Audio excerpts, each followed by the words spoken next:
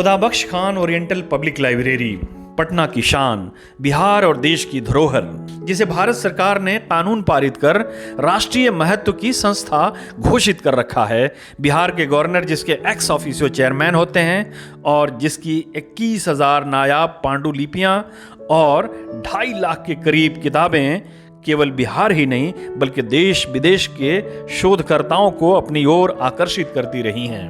उस लाइब्रेरी के प्रति बिहार सरकार का जो रुख है वो अपने आप में राज्य की ध्वस्त हो चुकी शिक्षा व्यवस्था पर एक बेबाक टिप्पणी है। जिस लाइब्रेरी की इमारत को बिहार की शान होना चाहिए था, जिस इमारत को सरकार को अपने सिर आंखों पर बिठाना चाहिए था, उस पर नीतीश सरकार और उसकी बुलडोजरों की नजर है।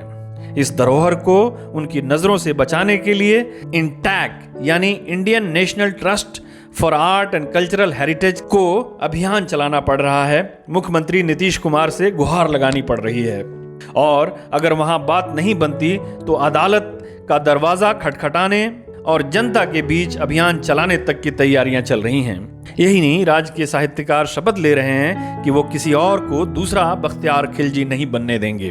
दरअसल पटना के कारगिल चौक से NIT पटना तक एक फ्लाईवे का निर्माण प्रस्तावित है और इस लाइब्रेरी बिल्डिंग के कुछ हिस्से उस प्रस्तावित फ्लाईवे की राह में आ खड़े हुए हैं।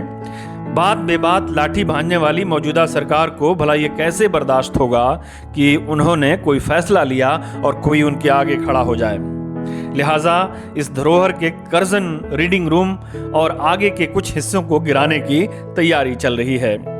लगभग 1 सदी पुरानी इस लाइब्रेरी के किसी भी हिस्से पर फावड़ा लगाने की सोचना ही अपने आप में एक दिल गुर्दे का काम है, क्योंकि किताबों को तो किसी दूसरी इमारत में शिफ्ट किया जा सकता है, लेकिन उस मोहब्बत, उस जुनून, उस जज्बे को कैसे शिफ्ट किया जा सकता है जिसने एक एक ईंट जोड़कर इसे बनाया है।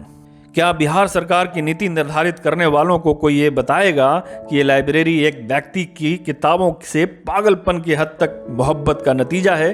क्या कोई उन्हें बताएगा कि ये लाइब्रेरी मौत की शैया पर पड़े एक पिता से किए गए एक पुत्र के वादे का ताजमहल है? क्या कोई उन्हें बताएगा कि ये एक ऐसे व्यक्ति की अथक परिश्रम का नतीजा है जिसने अपनी सारी जायदाद, अपनी सारी आमदनी, अपना सारा सुख चैन इस ताजमहल की तामीर में लगाकर उसे जनता के हवाले कर दिया था? क्या कोई उन्हें यह बताएगा कि ये लाइब्रेरी अभाव से ग्रसित उन हजारों छात्रों के लिए प्रेरणा स्रोत है जो बिहार के छोटे छोटे गांव से पटना आते हैं और जिनके पास उनके सपनों के सिवा कुछ नहीं होता? इस लाइब्रेरी की कहानी की शुरुआत यूं है कि छपरा के रहने वाले मौलवी मोहम्मद बख्श एक पुस्तक प्रेमी शख्स थे। उन्होंने अपना एक व्यक्तिगत पुस्तकालय कुतुबखाना मोहम्मदिया बना रखा था, जहां उन्होंने 1400 पांडुलिपियां जमा कर रखी थीं। 1876 में अपने देहांत से पहले उन्होंने अपनी लाइब्रेरी अपने बेटे खुदाबख्श खान के हवाले करते हुए ये इच्छा जाहिर की थी कि वो इस लाइब्रेरी में इजाफा करके उसे एक पब्लिक लाइब्रेरी में तब्दील कर दें। खुदाबख्श खान ने अपने पिता की इच्छा पूरी करना ही अपने जीवन का एकमात्र उद्देश्य बना लिया और 1400 पांडुलिपियों वाले कुतुबखाना मोहम्मदिया को Khudabakhsh Khan oriental public library के रूप में राष्ट्रीय महत्व की संस्था बना दिया। यही वजह है कि इस लाइब्रेरी में महात्मा गांधी, लॉर्ड कर्जन, वैज्ञानिक CV रमन, प्रधानमंत्री जवाहरलाल नेहरू, राष्ट्रपति डॉक्टर राजेंद्र प्रसाद और APJ अब्दुल कलाम और दूसरे अन्य बड़े नेता और राजनयिकों के साथ साथ हजारों स्कॉलर्स और लेखक यहाँ पधार चुके हैं। हम अपनी बात एक बुद्धिमान व्यक्ति द्वारा उसकी पुत्री को दिए गए एक नसीहत पर खत्म करते हैं।